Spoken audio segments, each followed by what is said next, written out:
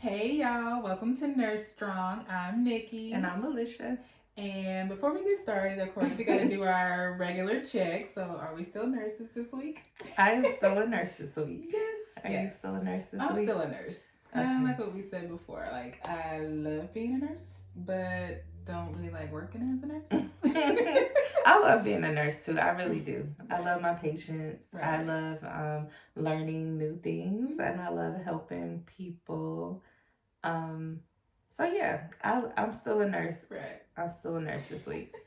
But like I said, you gotta put your disclaimer back in there that we're not saying that we want to quit nursing or we hate nursing or all that stuff, but we just gotta check in every once in a while because I'm pretty sure the nurses get it, Yeah. But yeah, we just had to put that out. And I will quit every day. Right. I will quit. We just gotta. I write lists of other things I'm good at. Which is what a lot of nurses do, and it's not actually bad to explore other, because I do think it's very draining to focus so much of yourself on a career where you're giving yourself. That's literally what we do as nurses, right? And then you never know the situation at home, how much you give yourself. So it is always good, a good part of self-care to explore other things you like. Gotta have a good balance. So nonetheless, we're going to continue talking about our favorite subject, which is money and investing. We're going to talk about definitions this week. So first we're going to start with stock. What is a stock? Right. So when you get a stock, you are now you have partial ownership within that company, such like people say they have shares in Coke or Tesla or whatever their stock may be. So now you have a small piece of that company where you are now benefiting from their future earnings, assets. So you now have part of that company, but at the same time, you also benefit like if they lose money as well. Right. So. Yep, you own a little small piece of that company, and the more shares that you purchase, you have a bigger chunk. You own a bigger chunk, and you also have access to their board meetings. You're allowed to vote on different things that come up, and as a shareholder, so it comes with perks, and it's actually pretty cool. You can have a career like a nurse, and then I heard it explained as you take your dollars and you make your dollars employees in the company. So you invest your dollars in a company, you put those dollars to work, and then you have to be patient and wait on the return. Right. Patience, keyword. Yes. Very patient. But like you said, like the more shares you have, then the more money you get. So like the two ways that you can earn money from investing is stock appreciation. So you buy the stock at one price, and then you watch the market, and then say the price goes up higher, you now sell your shares to another shareholder, someone else wants to buy stock, and then now you are profiting the difference from what you purchase versus what you're selling it for. Or there's dividends. So some companies decide not to reinvest their money and decide to spread the wealth and share their earnings, with their shareholders. So depending on how many shares you have, kind of depends on what you get in return, and they have like a set percentage as to how much they give out. So those are two ways that you can get some money back from stocks. Yes. And so when you have dividends, would you prefer? Give me some dividends.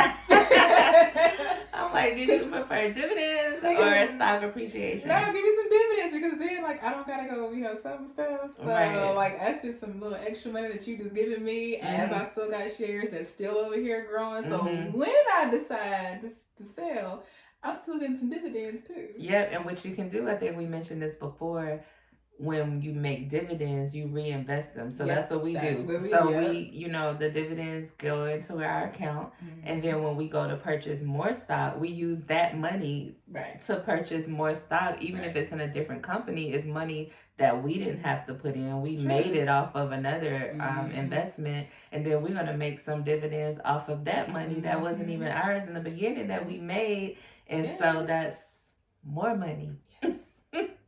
Money. Yes.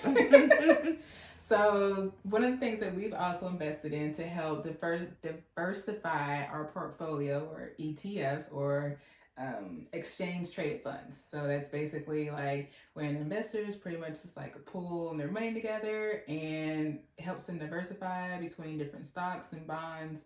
So you put money in this ETF, but then there's like 10 different stocks within there. So like ours that we have has like Tesla and Square and Roku, Twitter, like all kinds of stuff end up in there. So, but there's different ones that you can get. Like there's the equity one, where they just pick different stocks and bonds, or there's the ones that follow the index, or there's one that follow different sectors, like it's only pharmaceutical or it's only technology. But if you do those kind of limit you because they're only doing that sector. Right. Versus ours is kind of well diverse. So it's like you have like a little tiny teensy piece of those companies. So obviously the more stocks you buy, the more, you own. But a lot of times like those companies or those stocks like Tesla and Netflix, and they're very expensive. Right. And so you get a small share, you pay a one price for the ETF that is divided among all those companies. So you get a very small share. So obviously more you buy, the more return. But, that's also a way to kind of get more diversity. Right. Yeah, true. So that brings us to bonds. So say like the government or a corporation needs to, they need some money. So basically like the investors can basically say, okay, I'm going to give you a loan for this set amount of time at this set investment rate, and on this day at this time you're going to pay me the face value of whatever that is. So that's like another way that people kind of put their money in there to kind of protect their money in kind of certain ways. So, but yeah. So for starters, that's what we started with. Just, basics for how people get like a beginning, general understanding of the different terms for investing. Yep, and it's very helpful because, I've said this before. Sometimes I just don't know what the word means. So hopefully that helped you all to just get a basic definition of some of the terms.